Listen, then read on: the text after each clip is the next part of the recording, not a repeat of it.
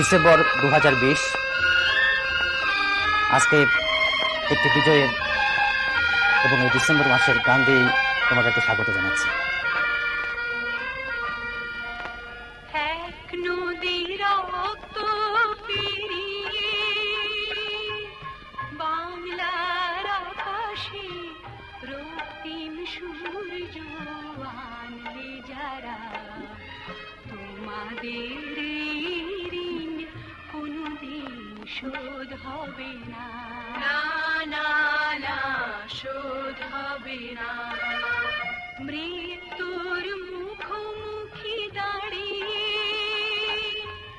7 কোটি মানুষের জীবনের সন্ধান আনলে যারা, সে দানের মহিমা কোনদিন ম্লান হবে না, না না না ম্লান হবে না।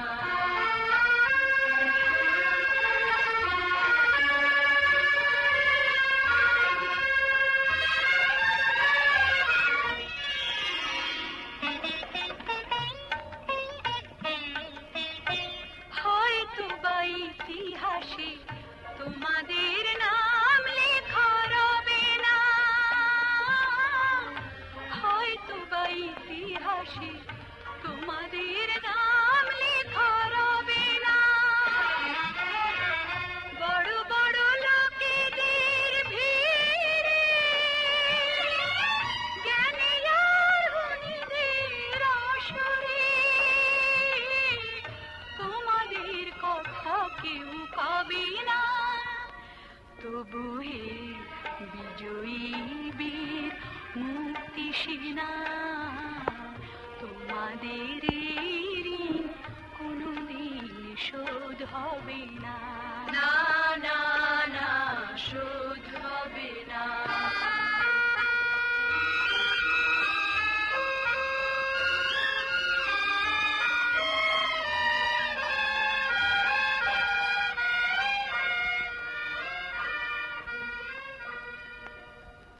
থাকোরা পড়ে থাক ইতিহাস নিয়ে, জীবনের দীনতা হীনতা নিয়ে।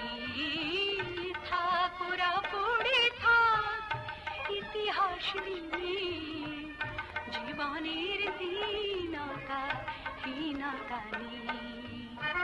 তোমাদের কথা রবে সাধারণ মানুষের ভিড়ে, তোমাদের কথা রবে সাধারণ। সুপ্রিয় শিক্ষার্থীবৃন্দ, আমরা এখানেই শেষ করে সামনে এগিয়ে যাই। সবাইকে ধন্যবাদ জানাচ্ছি। প্রিয় শিক্ষার্থীবৃন্দ, ঠিক আজকে একাদশ শ্রেণীর প্রিয় শিক্ষার্থীবৃন্দ, মনোবিজ্ঞান প্রথম পত্রের ক্লাস নিয়ে উপস্থিত হয়েছি এবং আমরা ইতিমধ্যে তোমরা আমার সঙ্গে অক্টোবর এবং নভেম্বর মাসে ক্লাস করে আমরা 2টো অধ্যায় 2 মাসে শেষ করেছি। আজকে আমরা একটি নতুন অধ্যায়ের সঙ্গে তোমাদের যুক্ত হব। সেই অধ্যায়টির নাম হচ্ছে শিক্ষণ ও স্মৃতি। এটি 5ম অধ্যায় তোমাদের বইয়ে এবং সেই 5ম অধ্যায়ের আজকে প্রথম ক্লাস তোমাদের অনুষ্ঠিত হচ্ছে, 1 নম্বর ক্লাস, এবং মনোবিজ্ঞান প্রথম পত্রের এটি 11 নম্বর ক্লাস। প্রিয় শিক্ষার্থীবৃন্দ, তো সেখান থেকে আমরা পাঠের শিরোনাম হিসেবে রেখেছি শিক্ষণ ও স্মৃতি, এবং পাঠের একটি উদ্দেশ্য হচ্ছে শিক্ষণ এবং স্মৃতি সম্পর্কে শিক্ষার্থীদের একটি ধারণা আমার বিশ্বাস তৈরি হবে। আজকের পাঠ হিসেবে আমরা রেখেছি শিক্ষণ, শিক্ষণের শর্তাবলী এবং চিরায়ত সাপেক্ষীকরণ। সেই আলোকে আমরা আজকে পাঠ শেষে যা জানতে পারবো, শিক্ষণের সংজ্ঞা তোমরা বলতে পারবে, শিক্ষণের শর্তাবলী ব্যাখ্যা করতে পারবে এবং চিরায়ত সাপেক্ষীকরণ শিক্ষণ প্রক্রিয়া বর্ণনা করতে পারবে। প্রিয় শিক্ষার্থীবৃন্দ, ক্লাস উপস্থিতি বরাবরের মতোই, এবং এই উপস্থিতি বলতে নিশ্চয়ই তোমরা বুঝতে পেরেছো গত ক্লাসে তোমরা যারা উপস্থিত ছিলে তাদের রোলগুলো এখানে আমি দেখিয়ে থাকি। অর্থাৎ 10 নম্বর ক্লাস 24/11/2020 তারিখে হয়েছিল। সেখানে যারা উপস্থিত ছিলে রোল নম্বর 401, 403, 404, 405, 406, 411, 420, 421, 424, 429, 432, 433, 437, 442, 444, 447, 448, 449, 451, 452, 455, 457, 463, 472, 474, 475, 476, 477, 480, 481, 483, 487, 490, 494, 495, 498, 499 এবং 500। প্রিয় শিক্ষার্থীবৃন্দ, সবাইকে অনেক অনেক ধন্যবাদ এবং অভিনন্দন জানাচ্ছি। তোমরা যারা এই ক্লাসরুমে আছো তাদের জন্য আসলে সত্যি একটি বিশেষ ভালো লাগা কাজ করে। প্রিয় শিক্ষার্থীবৃন্দ, এবার একটু চলে যাই আমরা আমাদের ফিরে দেখায়, অর্থাৎ গত 2 মাসে আমরা যে কার্যক্রমগুলো করেছিলাম সেখান থেকে যদি ছোট্ট আকারে একটু বলতে চাই, তাহলে এটুকুই বলতে হয় আমরা একেবারে 2টো অধ্যায় শেষ করে আজকে নতুন অধ্যায় শুরু করেছি। কাজেই সেই ফিরে দেখায় আমরা খুব বেশি কথা আজকের ক্লাসে আমরা নিয়ে না এসেই আমরা এগিয়ে যাই, আমরা আজকের পাঠে চলে যাব প্রিয় শিক্ষার্থীবৃন্দ। অর্থাৎ একেবারে নতুন অধ্যায়, নতুন করে কথা। নতুন অধ্যায়ের শুরুতেই আমাদের যে শিরোনামটি ছিল আমাদের শিক্ষণে, আমাদের আজকের পাঠের, সেটি হচ্ছে শিক্ষণ বা লার্নিং। প্রিয় শিক্ষার্থীবৃন্দ, তাহলে শুরুতেই আমরা একটু জেনে নিতে চাই শিক্ষণ অথবা লার্নিং কাকে বলে। শিক্ষণ বলতে আসলে আমরা যেভাবে শিখি, যে প্রক্রিয়ার মধ্যে দিয়ে শিখি, একটি শিশু ভূমিষ্ঠ হওয়ার পর থেকে কিন্তু এই সমাজ প্রকৃতির সঙ্গে আস্তে আস্তে পরিচিত হয় এবং সে আস্তে আস্তে কিন্তু একটা পর্যায়ে কথা বলতে শেখে, একটা পর্যায়ে হাঁটতে শেখে, একটা পর্যায়ে সে পড়তে শেখে, লিখতে শেখে, ইত্যাদি ইত্যাদি বিষয়গুলো আমরা পর্যায়ক্রমে মধ্যে শিখে থাকি। তো যেভাবে আমরা শিখি সেই শেখার সেভাবেই আমাদের শিক্ষণ প্রক্রিয়াটি হয়ে থাকে। প্রিয় শিক্ষার্থীবৃন্দ, আমরা সেই আলোকে যদি একটু খালি দেখতে চাই, দেখো একটু ছবি এসছে, একটি শিশু একটা পর্যায়ে গিয়ে এভাবে কিভাবে জুতোর ফিতে বাঁধতে হয়, কোন প্রক্রিয়ায় বাঁধতে হয়, কিভাবে বাঁধলে পরে সেটি একটি সুন্দর নান্দনিক হতে পারে, এগুলো কিন্তু আস্তে আস্তে আমাদেরকে শিখতে হয়। এবং এর জন্য কি দরকার হয়? এর জন্য নিশ্চয়ই একটু অনুশীলনের দরকার হয়। একদিনে কিন্তু হঠাৎ করে কিন্তু সবকিছু সুন্দরভাবে পড়া সম্ভব হয় না। আবার এই যে দেখো একটি টাই বাঁধাও কিন্তু খুব সহজ একটি কাজ না। দেখো অনেকগুলো প্রক্রিয়ার মধ্য দিয়ে, দেখো 6টি প্রক্রিয়া এখানে দেখানো হয়েছে, এর মধ্য দিয়ে কিন্তু একটি টাই বাঁধা শেখে। তোমরা অনেকেই হয়তো স্কুল কলেজে এভাবে হয়তো কখনো কখনো টাই পড়েছো এবং একটা পর্যায়ে গিয়ে আবারও পড়ছো বা পড়বে। নিশ্চয়ই এই প্রক্রিয়াটা কিন্তু খুব সহজ একটি প্রক্রিয়া নয়, একটু কিন্তু তোমাদেরকে কম বেশি হলেও কিন্তু একটু অনুশীলন করতে হয়। অর্থাৎ আমরা আমাদের অতীত অভিজ্ঞতার পরিপ্রেক্ষিতে আমরা কিছু অনুশীলন করি, এর মধ্য দিয়ে কিন্তু আমরা কোনো কিছু আত্মস্থ করি বা কোনো কিছু শিখে থাকি। প্রিয় শিক্ষার্থীবৃন্দ, দেখো একটি প্রাপ্তবয়স্ক মানুষও যখন টাই পড়তে যায়, শিখতে যায়, তখনও কিন্তু তার কিন্তু অনেকগুলো প্রক্রিয়ার মধ্য দিয়ে কিভাবে ধরতে হয়, কিভাবে নবটা বাঁধতে হয়, কিভাবে সেটি কোনটা ধরে সেটা টান দিতে হয়, ইত্যাদি ইত্যাদির মধ্য দিয়ে কিন্তু একটি সুন্দর টাই বাঁধা একজন মানুষ শেখে বা শিখতে হয়। প্রিয় শিক্ষার্থীবৃন্দ, এই যেভাবে আমরা শিখি সেটাকে বলেছি আমরা শিক্ষণ। অর্থাৎ এর জন্য কিন্তু একটু অতীত অভিজ্ঞতাও দরকার হচ্ছে, কিভাবে পড়ে এটি আমাকে দেখতে হয়, একটু জানতে হয়, এরপর একটু অনুশীলন করতে হয়, তার মধ্য দিয়ে কিন্তু আমরা একটা বিষয় সম্পর্কে একটা জিনিস আত্মস্থ করতে পারি। ঠিক সেই আলোকে যদি আমরা এবার একটু চলে যাই শিক্ষণের এক সংজ্ঞায়, তাহলে দেখো আমরা লিখেছি এখানে যে অতীত অভিজ্ঞতা ও অনুশীলনের ফলে আচরণের অপেক্ষাকৃত স্থায়ী পরিবর্তনকে বলে শিক্ষণ। তাহলে যেমনটি বলছিলাম, কোনো কিছু শিখতে গেলে কি দরকার? আমাদের অতীতের একটু অভিজ্ঞতা থাকা দরকার, অতীত থেকে একটু জানাশোনা থাকা দরকার। অর্থাৎ কিভাবে সেই জুতোর ফিতেটি বাঁধে, কিভাবে জুতোটি পরে, কিভাবে টাইটি পরে বাঁধে, এগুলো কিন্তু সবই কিন্তু আমাদেরকে একটু একটু করে আমাদের অন্যরা পরে অন্যটা দেখতে হয়, অথবা যেভাবে হোক না কেন আমার বাবা পরে অথবা ভাই পরে অথবা বন্ধু বান্ধব পরে, তাদেরটা দেখে কিন্তু একটু অতীত অভিজ্ঞতা হয়ে যায়। শুধুমাত্র সেই অভিজ্ঞতার মধ্য দিয়ে হয় না প্রিয় শিক্ষার্থীবৃন্দ, এটা আবার তোমাকে কি করতে হয়? তোমাকে হাতে কলমে একটু কি করতে হয়? এটাকে অনুশীলন করতে হয় এবং অনুশীলনের মধ্য দিয়ে কিন্তু তুমি একটা পর্যায়ে গিয়ে সেই জুতোর ফিতাটি অথবা সেই টাইটি কিন্তু বাঁধতে পারো। এই কারণে বলেছে অতীতের অভিজ্ঞতা তার সঙ্গে যুক্ত হয়ে গেল একটু অনুশীলন। অনুশীলনের পরিপ্রেক্ষিতে কি হবে? আচরণের একটা পরিবর্তন আসবে।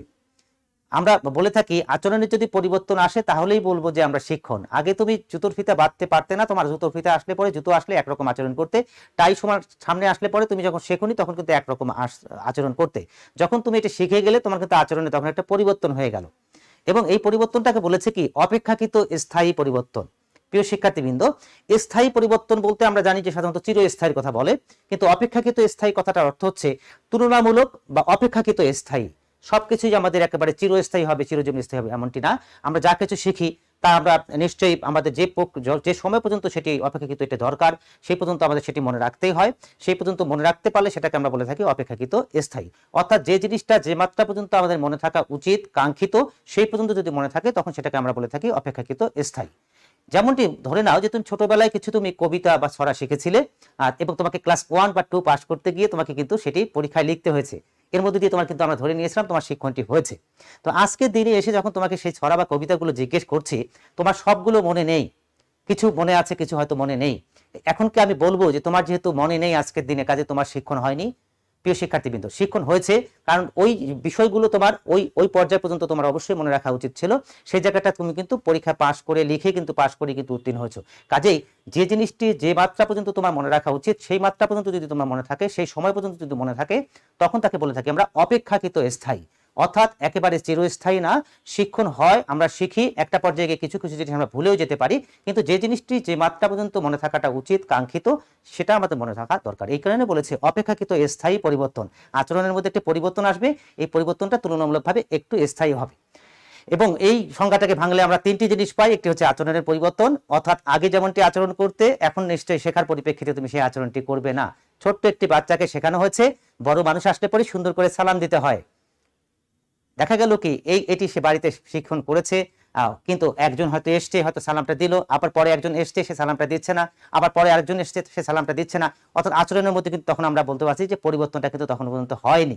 কারণ যখন সে সত্যি সত্যি সবার ক্ষেত্রে সুন্দরভাবে এই অনুশীলনটি করবে, তখন আমরা কিন্তু বলবো যে হ্যাঁ, তার আচরণ আগে মানুষকে দেখলে, বড় মানুষকে দেখলে সে সালামটি দিত না, এখন বড় মানুষকে দেখলে পরে সে সালামটি দেয়। অর্থাৎ তার আচরণের মধ্যে পরিবর্তনটা এসছে। এর মধ্য দিয়ে আমি বলবো যে বাবা মা যেটা শেখালো বড় মানুষকে দেখলে পরে সালাম দিতে হয়, সেটা সে শিখে গেছে। এবং এর জন্য আসলে ওই যে যেমনটি বললাম, আসলে অনুশীলন একটি করতে হচ্ছে, একদিনে এটি হয় না। সে বাড়ির বড় মানুষদেরকে সালাম দেয়, এরপরে বাইরের 2-4জন মানুষ আসে তাদেরকে সালাম দেয়, এভাবে একটা পর্যায়ে কিন্তু সে আস্তে আস্তে শিখে গেল এবং সবার ক্ষেত্রে সে এই কাজটি করে। অর্থাৎ এর জন্য একটা অনুশীলন দরকার। এবং নাম্বার 3-এ বলেছে অপেক্ষাকৃত বা তুলনামূলক স্থায়ী। এই যে বাচ্চাটি যেটা শিখলো, কিন্তু দেখা গেল কি যে 15 দিন পরে আবার সে সালামটি দিচ্ছে না বা 20 দিন পরে দিচ্ছে না, তাহলে ব্যাপারটা কি দাঁড়ালো? এটি কিন্তু কাঙ্ক্ষিত, কারণ এটা তার মধ্যে থাকতে হবে। কিন্তু ওই 15-20 দিন পরে আবার যদি ভুলে যায়, তাহলে ধরে নিতে হবে তার শিক্ষণটা কিন্তু ঠিক মতো হয়নি, অপেক্ষাকৃত স্থায়ী হয়নি, ক্ষণস্থায়ী হয়ে গেছে বা অল্প সময়ের জন্য স্থায়ী হয়ে গেছে। এই কারণে আমরা প্রত্যাশা করি তোমার শিক্ষণটি হবে, এবং এই শিক্ষণটি অপেক্ষাকৃত যদি তোমার স্থায়ী হয়, তুলনামূলকভাবে একটু স্থায়ী হয়, তখন তাকে আমরা বলে থাকি এটি হচ্ছে শিক্ষণ। প্রিয় শিক্ষার্থী, আমরা সংক্ষেপে এভাবে একটু আলোচনার জায়গায় গেলাম। এবার একটু দেখে যাই আমার পরবর্তী যে শিক্ষণ ফলটি আছে, শিক্ষণের শর্ত বা উপাদান, factor or elements of learning. আমরা বেশ কয়েকটি শর্তের কথা এখানে উল্লেখ করতে চাই। এক নাম্বার দেখতে পাচ্ছ সমস্যা বা প্রবলেম। নাম্বার 2 সংযোগ বা অনুষঙ্গ, অ্যাসোসিয়েশন। সেটাকে আবার দুটো ভাগে ভাগ করেছে প্রিয় শিক্ষার্থীবৃন্দ। আমরা আরেকটু ভাগ করে দেখে নেই। দেখো, বলবর্ধক বা এনফোর্সমেন্ট। নাম্বার 4 বলেছি প্রেরণা বা মোটিভেশন। নাম্বার 5 অনুশীলন বা প্র্যাকটিস আর রিপিটিশন। নাম্বার 6 নৈকট্য বা কন্টিগুইটি। নাম্বার 7 পরিপক্কতা বা ম্যাচুরেশন। নাম্বার 8 পর্যবেক্ষণ বা অবজারভেশন। নাম্বার 9 মনোযোগ বা অ্যাটেনশন। এবং লাস্ট ওয়ান এখানে গেছে ব্যক্তি স্বাতন্ত্র্য বা ইন্ডিভিজুয়াল ডিফারেন্সেস। প্রিয় শিক্ষার্থীবৃন্দ, আমরা এই জায়গাগুলোকে একটু তোমাদের সামনে একটু পরিষ্কার করতে চাই। আমরা এই জায়গাটা একটু তোমাদের কাছে পরিষ্কার করব। আমরা একটা একটা করে ধরে এগুলো একটু ব্যাখ্যা করলে তোমাদের পরীক্ষায় যেভাবে আসুক না কেন তোমরা লিখতে পারবে। প্রিয় শিক্ষণের শর্ত বা উপাদান বলতে কি বুঝি? একটি বিষয় শেখার জন্য যে জিনিসগুলো না থাকলে হবে না, যেগুলো অপরিহার্য, সেগুলোকে বলেছে শিক্ষণের শর্ত বা শিক্ষণের উপাদান। প্রিয় শিক্ষার্থীবৃন্দ, শিক্ষণ হতে গেলে কি কি থাকা দরকার? তার 1 নম্বরে বলেছে সমস্যা বা প্রবলেম। আমরা কখন শিখতে যাই? যখন আমরা সমস্যায় পড়ি। সমস্যা আছে বলেই কিন্তু আমাদেরকে শিখতে হয়। যদি আমার সমস্যা না থাকতো তাহলে কিন্তু সেটি সমাধান হওয়া থাকতো, এবং তার পরিপ্রেক্ষিতে আমার শেখারও দরকার কিন্তু হয় না, কারণ সেটা শেখাই থাকে। এই কারণে বলেছে আমরা কখন শিখতে যাই, কখন আমার শেখা দরকার? যখনই আমার একটি সমস্যা, যখন আমার সমস্যার সমাধানটি আমার জানা নেই, তখনই আমাকে কি করতে হবে? সেটি শিখতে হবে। এই কারণে বলেছে শিক্ষণের প্রথম শর্তটি হচ্ছে সমস্যা বা প্রবলেম। অর্থাৎ সমস্যা আছে বলেই কিন্তু আমরা কোনো কিছু শিখতে চাই। একটি বাচ্চা একটি সাইকেল চালাতে যদি পারে, তাহলে কিন্তু তার জন্য সেটি সমস্যা নয়। কিন্তু যদি সে না পারে, তাহলে কিন্তু তার জন্য একটি সমস্যা। তাকে এই সমস্যা নিয়ে তাকে কিন্তু শিক্ষণের শুরুটা করতে হচ্ছে। এই কারণে বলেছে শিক্ষণের শুরুতেই আমাদের সামনে একটি উপস্থিত হয়ে থাকে, একটি হচ্ছে সমস্যা। নাম্বার 2 সংযোগ বা অনুষঙ্গ বা অ্যাসোসিয়েশন। প্রিয় শিক্ষার্থীবৃন্দ, সংযোগ মানে কি? একটির সঙ্গে আরেকটির যোগাযোগ স্থাপন করতে পারে। অনুষঙ্গ মানে সংযোগ বলেছি, অর্থাৎ একটা যদি আরেকটার সঙ্গে সংযোগ স্থাপন করতে পারে, যোগাযোগ স্থাপন করতে পারে, তাহলে আমরা বলে থাকি শিক্ষণটা হচ্ছে। অর্থাৎ এই যে আমি কথা বলছি এবং তুমি বুঝতে পারছো, এই মধ্য দিয়ে কি হবে? তুমি বুঝতে পারো, তাহলে তোমার সংযোগটা হবে। আর বুঝতে না পারো, তাহলে কিন্তু সংযোগটা তোমার হবে না, তাহলে তুমি শিখতেও পারবে না। তাহলে শেখার জন্য কি দরকার? আমার কথা বলা এবং তুমি যেটা কান দিয়ে শুনছো, শোনার পরিপ্রেক্ষিতে মাথায় যাচ্ছে এবং এটাকে তুমি অনুধাবন করতে পারছো, এই সংযোগটা যদি করতে পারো, তাহলে কিন্তু তোমার কি হবে? তোমার এটি শিক্ষণ হবে। এই সংযোগটাকে বলা হয়ে থাকে এরকম যে দুটো ক্ষেত্রের সংযোগ। একটি হচ্ছে উদ্দীপক সংযোগ বা সংবেদী সংযোগ, সেন্সরি অ্যাসোসিয়েশন। আরেকটিকে বলা হয়ে থাকে উদ্দীপক প্রতিক্রিয়া সংযোগ বা স্টিমুলাস রেসপন্স অ্যাসোসিয়েশন। প্রিয় শিক্ষার্থীবৃন্দ, আমি এই জায়গাটায় প্রিয় শিক্ষার্থীবৃন্দ একটু থামিয়ে দিয়ে আমি আজকে তোমাদের জন্য একটি বিশেষ সারপ্রাইজ আছে। আমি প্রত্যাশা করছি তোমরা ক্লাসরুমে এতক্ষণে আছো এবং নিশ্চয়ই আমি আমার আজকের বিশেষ সারপ্রাইজ হিসাবে কলেজ প্রশাসনের সম্মানিত কর্তৃপক্ষকে আমি এখানে আমন্ত্রণ জানিয়েছি। ইতিমধ্যে উপাধ্যক্ষ মহোদয় আমাদের মাঝে এসে উপস্থিত হয়েছেন। আমি যাকে আজকের এই বিশেষ সারপ্রাইজ অনুষ্ঠানের বিশেষ অতিথি হিসাবে আখ্যায়িত করেছি। প্রিয় শিক্ষার্থীবৃন্দ, আমি উপাধ্যক্ষ মহোদয় স্যারকে একটু বিনীতভাবে অনুরোধ করছি, স্যার যদি একটু পাশে এসে এখানে যদি একটু স্যার। প্রিয় শিক্ষার্থীবৃন্দ, আরেকটু স্যার পাশে স্লাইডটা একটু ওই পাশে স্যার, একটু ওই পাশে, হ্যাঁ জি স্যার, আরেকটু স্লাইডটা দেখা যাবে স্যার, জি। প্রিয় শিক্ষার্থীবৃন্দ, নিশ্চয়ই তোমরা দেখতে পাচ্ছ ইতিমধ্যে স্লাইডের মধ্যে লিখেছি একাদশ শ্রেণীর মনোবিজ্ঞান প্রথম পত্র ক্লাস, এবং তোমরা যারা শতভাগ ক্লাসে উপস্থিত এবং ক্লাস পরীক্ষায় তোমরা যারা অংশগ্রহণ করে ভালো করেছো, তাদের জন্যই এই ক্লাসেই আজকে পুরস্কার বিতরণের একটি অনুষ্ঠান। এবং তোমরা দেখতে পাচ্ছ সেখানে প্রধান অতিথি হিসেবে উপস্থিত আছেন প্রফেসর মোহাম্মদ হবিবুর রহমান, অধ্যক্ষ, রাজশাহী কলেজ রাজশাহী। বিশেষ অতিথি হিসেবে উপস্থিত আছেন প্রফেসর মোহাম্মদ আব্দুল খালেক, সম্মানিত উপাধ্যক্ষ, রাজশাহী কলেজ রাজশাহী। এবং ক্লাস পরিচালনায় প্রিয় শিক্ষার্থীবৃন্দ আমি আছি। আমাদের প্রধান অতিথি মহোদয় একটু ব্যস্ততার কারণে হয়তো এই মুহূর্তে আসতে পারেননি। আমরা চেষ্টা করব যদি ক্লাস চলাকালীন অবস্থাতে স্যার আসে তারপরেও তোমাদের সঙ্গে একটু ইন্ট্রোডিউস করিয়ে দেব। আমরা এই পর্যায়ে আমরা একটু আমাদের এই আনুষ্ঠানিক কার্যক্রমে গিয়ে স্যারকে একটু বিদায় দেব। রাজশাহী কলেজ অনেক বড় কলেজ, অনেক স্যারদের ব্যস্ততা, এই ব্যস্ততার মাঝেও এই ক্লাসে এসেছেন। এই জন্য প্রথমেই স্যারকে আমি আমার ব্যক্তিগত পক্ষ থেকে, আমার প্রাণপ্রিয় শিক্ষার্থী যারা অনলাইনে আছে তাদের সবার পক্ষ থেকে স্যারকে অভিনন্দন জানাই, ধন্যবাদ জানাই এবং কৃতজ্ঞতা জানাই। স্যার, প্রিয় শিক্ষার্থীবৃন্দ, আমরা কথা না বাড়িয়ে আমরা আমাদের মূল জায়গাটায় চলে যাই। তোমরা ঠিক এরপরে একটু খেয়াল করো যে আমরা কি করেছিলাম। ক্লাস উপস্থিতিতে অক্টোবর মাস 2020, সেখানে আমরা দেখেছি যে আমার অক্টোবর মাসে 5টি ক্লাস হয়েছিল। সেই 5টি ক্লাসেই তোমরা যারা উপস্থিত ছিলে তারাই শতভাগ ক্লাসে উপস্থিত। সেই 5টি ক্লাসের উপর ভিত্তি করে আমি দেখেছি যে 14 জন শিক্ষার্থী তোমরা ছিলে যারা তোমরা শতভাগ ক্লাসে উপস্থিত ছিলে। স্লাইডটা মনে হয় চেঞ্জ হচ্ছে না, একটু প্রিয় শিক্ষার্থীবৃন্দ, হ্যাঁ চলে এসেছি আমরা। তো এই সেই 5টি ক্লাসে তোমরা যে 14 জন শিক্ষার্থী শতভাগ 5টি ক্লাসে উপস্থিত ছিলে তাদের জন্যই আজকে ছোট্ট আকারে প্রথম পর্যায়ে পুরস্কার। এবং আমি তোমাদেরকে বলেছিলাম অধ্যক্ষ উপাধ্যক্ষ মহোদয়ের হাত দিয়ে তোমাদের হাতে দেব, কিন্তু তোমরা বাস্তবতা বুঝতে পারছো যে আসলেই আরো কিছুটা সময় নেবে আমাদের প্রতিষ্ঠানগুলো খোলার ক্ষেত্রে। এই কারণেই আমি আজকের পর্যায়ে ঠিক সম্মানিত অধ্যক্ষ উপাধ্যক্ষ মহোদয়কে আমন্ত্রণ জানিয়েছি। আমি তোমাদের পক্ষ হয়ে স্যারদের হাত থেকে পুরস্কারটি নেব এবং আমি চেষ্টা করব তোমাদের এই পুরস্কারগুলো যত দ্রুততার সঙ্গে সম্ভব, তোমাদের যে একটি বর্তমান ঠিকানা আছে সেই ঠিকানাটি আমার সঙ্গে যোগাযোগ হলে পরে নিশ্চয়ই আমি ঠিকানাটি তোমাদের কাছ থেকে নিয়ে নেব ফোনের মাধ্যমে, এবং তোমাদের ঠিকানায় কুরিয়ার করে আমি পুরস্কারগুলো পাঠিয়ে দিতে চাই প্রিয় শিক্ষার্থীবৃন্দ। এই কারণেই আজকে স্যারদেরকে একটু কষ্ট করে এখানে ডেকেছি। আমি শুরুতেই অক্টোবর মাসে যে শিক্ষার্থীরা তোমরা উপস্থিত ছিলে শতভাগ, আমি একটু নামগুলো জানিয়ে দিই। 404 মোসাম্মদ সুমাইয়া ইসলাম, 406 সিফাত সাজনিন, 411 মোসাম্মদ লামিয়া আরবি কুইন, 424 উম্মে আনিসা তাবাসসুম, 437 রাফাত আহমেদ, 444 মোহাম্মদ মেহেদি হাসান, 447 মোসাম্মদ শাহানুর আলম ইভা। এখানে দেখলাম 7 জন, আরো পরের স্লাইডে 7 জন। 452 আফসানা সাবরিন, 463 মোসাম্মদ সাজিয়া আফরিন সাথী, 475 তাসফিয়া তাবাসসুম, 481 মোসাম্মদ তামান্না হায়াত, 491 মোহাম্মদ হাসিবুল হাসান, 495 মেহেরুন্নেসা এবং লাস্ট ওয়ান 499 মোসাম্মদ সাবেরা খাতুন। এই 14 জন শিক্ষার্থীর জন্য আমি স্যারকে একটু অনুরোধ করব, স্যার এগুলো স্যার আপনি আমাকে একটু তুলে দিবেন। আমি ওদের পক্ষ থেকে স্যার আমি একটু রিসিভ করছি এগুলো। আমি স্যার প্রিয় শিক্ষার্থীদের সামনে স্যার আমি এগুলো চেষ্টা করবো দ্রুততার সঙ্গে এগুলো কুরিয়ার করে পাঠিয়ে দেবার।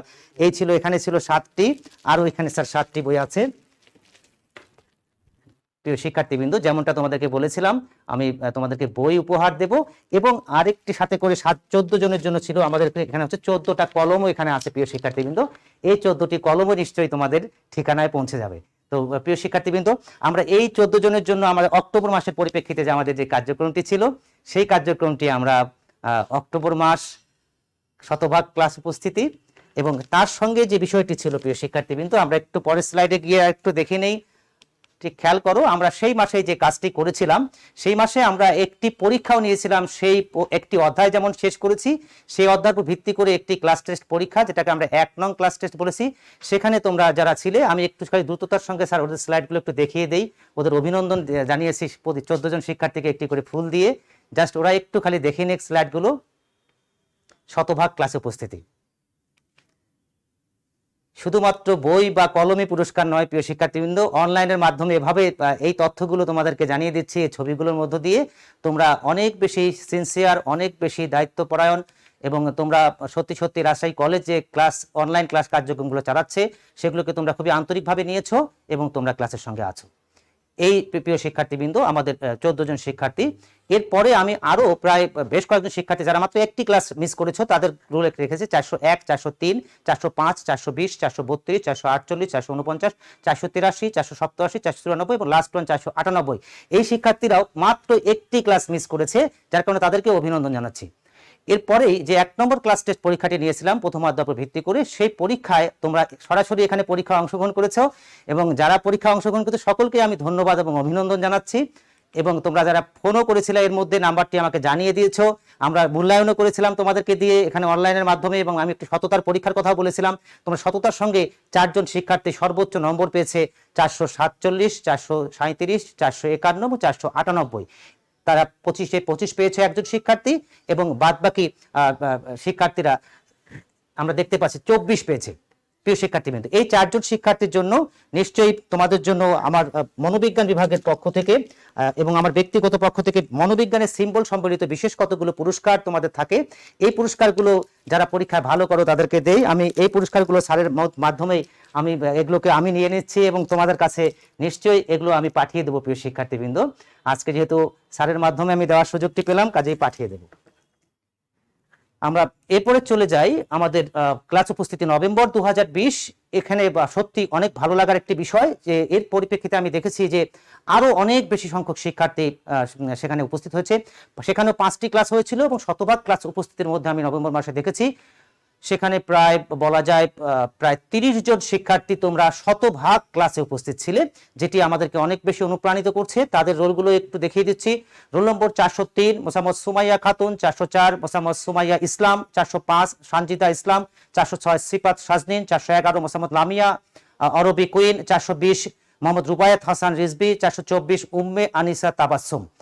এরপরের স্লাইডে চলে আসি 432 মোসাম্মদ জান্নাতুল ফেরদৌস সুইটি, 433 মোসাম্মদ ফাতেমাতুজ জোহরা খাতুন, 437 রাফাত আহমেদ, 442 মোসাম্মদ তারমিন আক্তার রেনি, 444 মোহাম্মদ মেহেদি হাসান, 447 মোসাম্মদ শাহানুর আলম ইভা, 448 মোসাম্মদ উম্মে রুকাইয়া মাহবুব রিয়া, এবং দেখতে পাচ্ছি আমরা 449 নুসরাত অনামিকা, 451 মোহাম্মদ শামস সাদমান, 452 আফসানা সাবরিন, 455 মোসাম্মদ নাফিসা মাহবুব, 463 মোসাম্মদ সাজিয়া আফরিন সাথী, 474 নুসরাত জাহান, 475 তাসফিয়া তাবাসসুম, 476 ওজায়ের আহমেদ, 480 আশফিকা বিনতে আজিজ, 481 মোসাম্মদ তামান্না হায়াত, 483 মোসাম্মদ সাথী, 487 ফাতেমা খাতুন, 494 উম্মে সালমা, 495 মেহরুন্নেসা,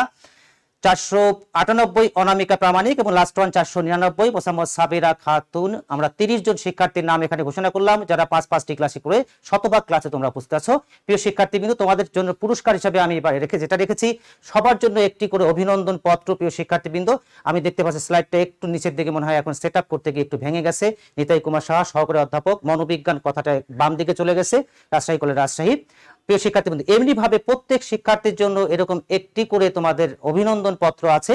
এই অনলাইনের মাধ্যমে তোমরা এই অভিনন্দন পত্রগুলো একটু জাস্ট তোমাদের নাম সহ দেখে নাও। আমি 30টা নামই এখানে বলছি, দেখতে পাচ্ছ প্রত্যেকটা চেঞ্জ হচ্ছে। 404 এর পরে 405 চলে আসলো, 406,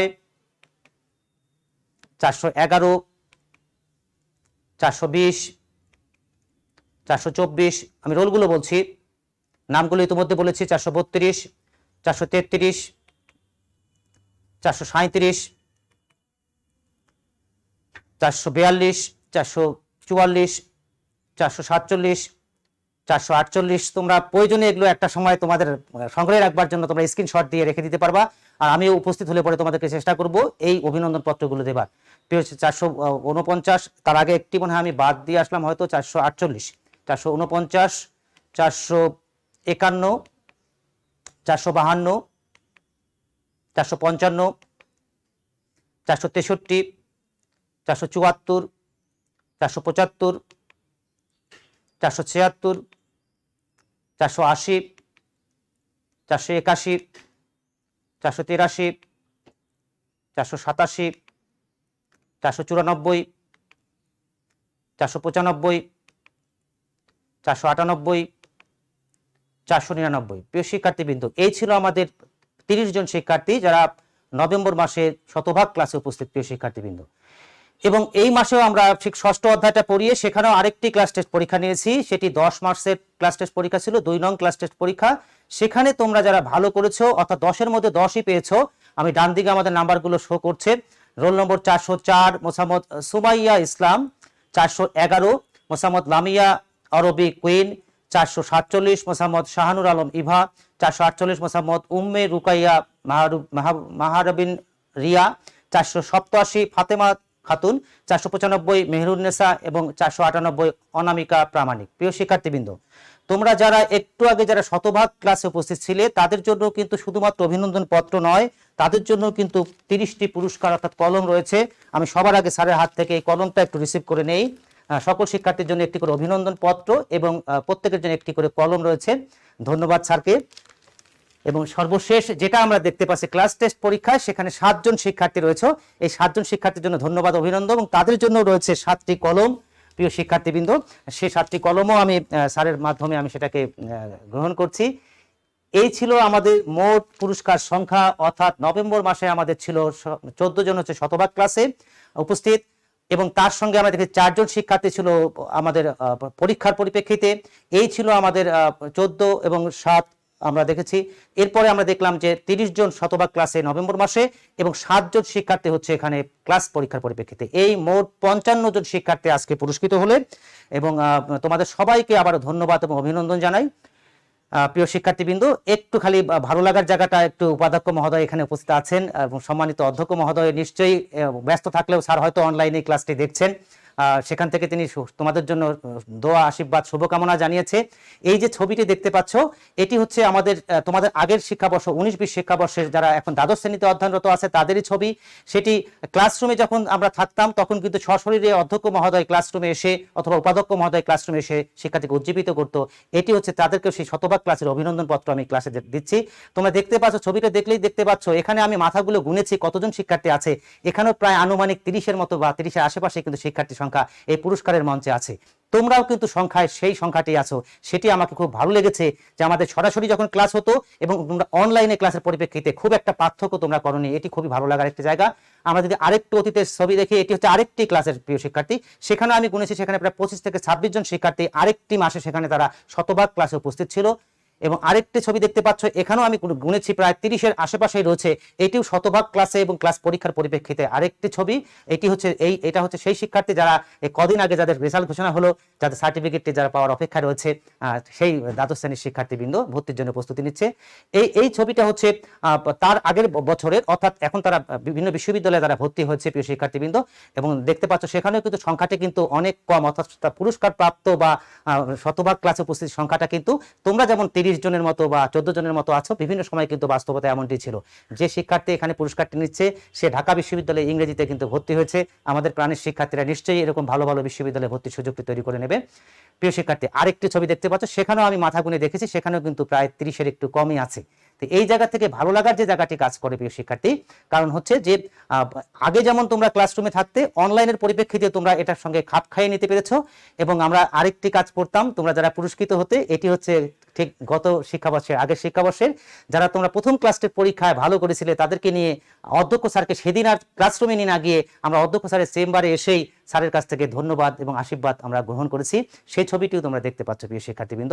রাজশাহী কলেজের সম্মানিত একদম সফল একজন অধ্যক্ষ, যার নেতৃত্বে রাজশাহী কলেজ পরপর 4 বার শ্রেষ্ঠত্বের আসনে আছে, সেই মানুষটি এই করোনা কালেও উপাধ্যক্ষ মহোদয়কে সঙ্গী করে এত চমৎকারভাবে এই কলেজটি পরিচালনা করছে।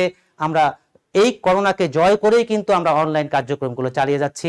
আমরা এটা অনুভব করি তোমাদেরও কিছু সীমাবদ্ধতা আছে, সেই সীমাবদ্ধতাগুলোকে কাটিয়ে কিন্তু তোমরাও চেষ্টা করছো এই ক্লাস কার্যক্রমের সঙ্গে যুক্ত হতে। তোমরা আছো বলেই কিন্তু আমরা সত্যিকার অর্থে সাহস পাই এবং আমরা অনুপ্রাণিত হই। প্রিয় শিক্ষার্থীবৃন্দ, তোমাদেরকে আবারও অনেক ধন্যবাদ এবং অভিনন্দন জানাই। আমার উপাধ্যক্ষ মহোদয় এখানে এসেছেন, নিশ্চয়ই তিনি তোমাদের উদ্দেশ্যে 2-1টি বাক্য নিশ্চয়ই বলবেন, শুভকামনা জানাবেন। এবং অধ্যক্ষ স্যার ইতিমধ্যেই তোমাদের জন্য দোয়া আশীর্বাদ করেছেন। স্যার একটু যদি স্যার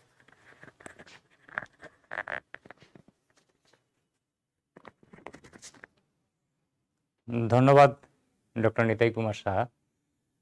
আসলে রাজশাহী কলেজ যে দেশের একটি সেরা কলেজ, এই যে আজকের যে কার্যক্রম, এটি কিন্তু তার একটি প্রকৃষ্ট উদাহরণ। আমি ধন্যবাদ এবং অভিনন্দন জানাতে চাই আমার প্রিয় শিক্ষার্থীদের, যারা এই বৈশ্বিক যে মহামারী এবং তারা এর ফলে যে প্রভাবিত হয়েছে, তারা বাড়িতে বন্দি অবস্থায় আছে, সেখান থেকে তারা এই যে ক্লাসগুলো, রাজশাহী কলেজের এই যে বিভিন্ন ক্লাসগুলোতে তারা উপস্থিত থাকছে এবং তারা যে শতভাগ উপস্থিত থেকে ক্লাসগুলো করছে, আমরা অত্যন্ত খুশি। আমাদের যে পরিশ্রম, আপনাদের যে আমাদের শিক্ষক মণ্ডলীর যে পরিশ্রম, এই পরিশ্রমটি এখানেই সার্থক হচ্ছে বলে আমি মনে করি।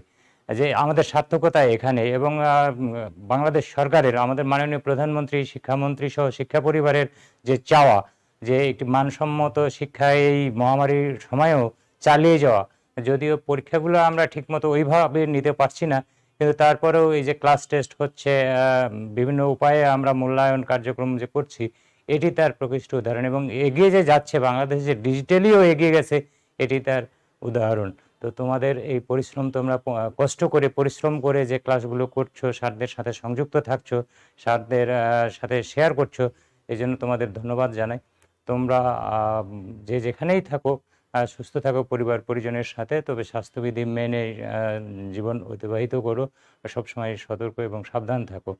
আর আমি এই ক্লাসের আমাকে উপস্থিত করবার জন্য আমার সম্মানিত সহকর্মী ডক্টর নিতাই কুমার সাহাকে অত্যন্ত আন্তরিকভাবে আমি অভিনন্দন জানাচ্ছি, শুভেচ্ছা জানাচ্ছি, যে একটি ব্যতিক্রমী উদ্যোগ।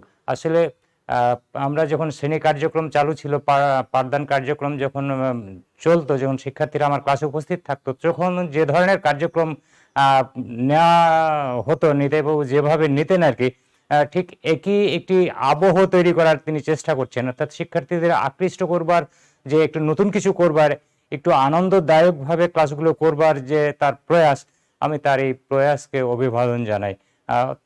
আসলে এই এতটুকু পরিশ্রম কিন্তু আমার সকল শিক্ষক করতে পারে না।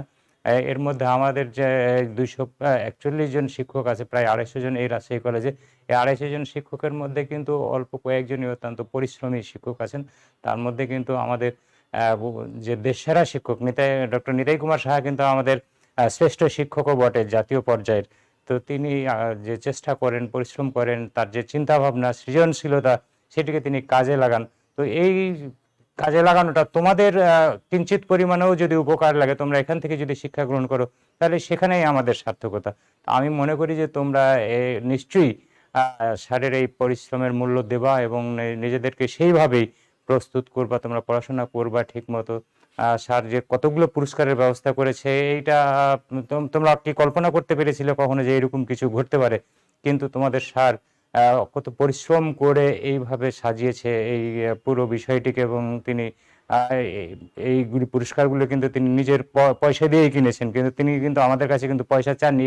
ইতিপূর্বেও আমরা দেখেছি যে ক্লাসে তিনি কিন্তু এইভাবে শিক্ষার্থীদের পুরস্কৃত করেন, এবং কিন্তু সেটি কিন্তু তিনি নিজের পয়সা দিয়েই করেন। তিনি কখনোই কিন্তু প্রশাসনের কাছে কিন্তু পয়সা চান না, টাকা চান না। এবং আজকে যে তিনি পুরস্কারগুলো কিনেছেন, সেক্ষেত্রেও কিন্তু তিনি আমাদের কাছে, প্রশাসনের কাছে কিন্তু কোনো টাকা পয়সা চাননি। অর্থাৎ তিনি স্বউদ্যোগে তার নিজের বেতনের টাকা দিয়েই কিন্তু তোমাদের এইভাবে পুরস্কৃত করছেন। আমরা অত্যন্ত, আসলে কি বলবো, এটি বলার ভাষা আমাদের নেই যে একজন শিক্ষক শিক্ষার্থীদের প্রতি কতটা আন্তরিক হলে এইরকম করতে পারে। তো নিতাইবাবু আসলে আমাদের রাজশাহী কলেজের গর্ব, আমাদের দেশের গর্ব, এরকম শিক্ষকই আমরা চাই। তোমরা আমাদের তোমাদের স্যারের জন্য দোয়া করবা, আমরাও দোয়া করি স্যার যেন আরো অনেক অনেক কাজ করতে পারেন, এবং অনেক উপরে উঠতে পারেন, অনেক ভালো কিছু করতে পারেন দেশের জন্য, শিক্ষার্থীদের জন্য, শিক্ষা পরিবারের জন্য যেন অনেক কিছু করতে পারেন। তো ডক্টর নিতাই কুমার সাহাকে আমাকে এখানে আসবার জন্য, যে কথা বলবার সুযোগ করে দিয়েছে এই যে লাইভ ক্লাসে, আমি তাকে ধন্যবাদ জানাই। আর আমি সর্বোপরি আমার প্রিয় শিক্ষার্থী, তোমরা ভালো থাকো, সুস্থ থাকো এবং পড়াশোনার মধ্যে থাকো। স্যার যেভাবে চাচ্ছেন, অন্যান্য স্যাররাও যেভাবে চান পড়াশোনা করতে বলেন, তোমাদের পরীক্ষা কিন্তু হবে সামনে, তোমরা ক্লাস টেস্টগুলোতে অংশগ্রহণ করছো, খুব ভালো লাগছে আমার, এবং শতভাগ উপস্থিত থাকছে এতগুলো শিক্ষার্থী, আমার খুবই ভালো লাগছে। রাজশাহী কলেজ প্রশাসনের পক্ষ থেকে তোমাদের অভিনন্দন জানাচ্ছি এবং শুভেচ্ছা জানাচ্ছি, ধন্যবাদ জানাচ্ছি। তো পুরো যে ব্যবস্থাটি করার জন্য আবারও আমি নিতাই বাবুকে ধন্যবাদ জানাচ্ছি যে চমৎকার একটি আবহ তিনি তৈরি করেছেন এই অনলাইন ক্লাসের মধ্যে, যেটি অনুসরণীয়, অনুকরণীয় অন্যান্য শিক্ষকদের কাছে দৃষ্টান্ত হতে পারে এইটি। তো ধন্যবাদ ডক্টর নিতাই কুমার সাহা এবং আমার প্রিয় শিক্ষার্থীদের। ধন্যবাদ, ধন্যবাদ উপাধ্যক্ষ মহোদয়কে। এত ব্যস্ততার মাঝেও স্যার এখানে এসেছেন, অনেক বেশি বলেছেন। আমার কাছে মনে হয়েছে আসলে আমি এই কার্যক্রমগুলো স্বাভাবিক ক্লাসেও করি, তারই একটি ধারাবাহিকতায় আমার কাছে মনে হয়েছে এই অনলাইন কার্যক্রমে সামান্য কিছু কি পরিবর্তন নিয়ে এসে তোমাদের সঙ্গে সংযোগ করা যায়। এবং আমার ভালো লাগার যে জিনিসটি কাজ করলো, সত্যি সত্যি তোমরা আগের মতো করেই এখনো ক্লাসরুমে যুক্ত আছো। তোমরা আছো বলেই কিন্তু আজকে আমি আমার সম্মানিত উপাধ্যক্ষ বা অধ্যক্ষ মহোদয়কে আমন্ত্রণ জানাতে পেরেছি। কাজেই সবচেয়ে বড় কৃতিত্বের দাবিদার হচ্ছে আমার প্রাণপ্রিয় শিক্ষার্থীরা। তো তোমাদের জন্য অনেক অনেক শুভকামনা থাকলো। আমরা স্যার যেহেতু অনেক ব্যস্ত, স্যারকে আমরা এই পর্যায়ে একটু বিদায় দিয়ে আমাদের বাকি ক্লাসটুকু একটু শেষ করে দেবো। প্রিয় শিক্ষার্থীবৃন্দ, স্যার অনেক অনেক ধন্যবাদ স্যার, অনেক কৃতজ্ঞতা স্যার। ধন্যবাদ শিক্ষার্থীদের, আবারও ধন্যবাদ জানাই। স্যারের পক্ষ থেকে আবারও ধন্যবাদ। এবং অধ্যক্ষ মহোদয় তার ব্যস্ততার কারণে আসতে পারেননি, এবং আমরা জেনেছিলাম একেবারে কালকে রাত পর্যন্ত স্যারের সঙ্গে নিশ্চিত ছিলাম যে স্যার আসবেন, কিন্তু হঠাৎ করেই সকালেই হঠাৎ করে স্যারের একটু ব্যস্ততার পরিপ্রেক্ষিতে আমরা হয়তো একটু মিস করলাম। প্রিয় শিক্ষার্থী, আমরা প্রত্যাশা করছি আগামীতে নিশ্চয়ই আমরা কখনো কিন্তু আমরা স্যারকে যুক্ত করেই তোমাদের সামনে নিয়ে আসবার চেষ্টা করব। দেশসেরা কলেজের সম্মানিত অধ্যক্ষ মহোদয়, নিশ্চয়ই তিনি ক্লাসটি দেখছেন। কিছুটা ব্যস্ততার কারণে স্যার আমাকে বলেছেন যে সেখান থেকে তিনি শুভকামনা জানাচ্ছেন। কাজেই আমি প্রত্যাশা করছি যে আমরা তোমাদের স্যারের সেই দোয়া আশীর্বাদ তোমরা গ্রহণ করবে। প্রিয় শিক্ষার্থীবৃন্দ, চলে আসি আমরা আমাদের সেই ক্লাসে আবারও। ঠিক যেমনটি দেখতে পাচ্ছ এখানে আমাদের এই জায়গাটি আমরা কথা বলা শুরু করেছিলাম, উদ্দীপক উদ্দীপক সংযোগ এবং সংবেদী সংযোগ।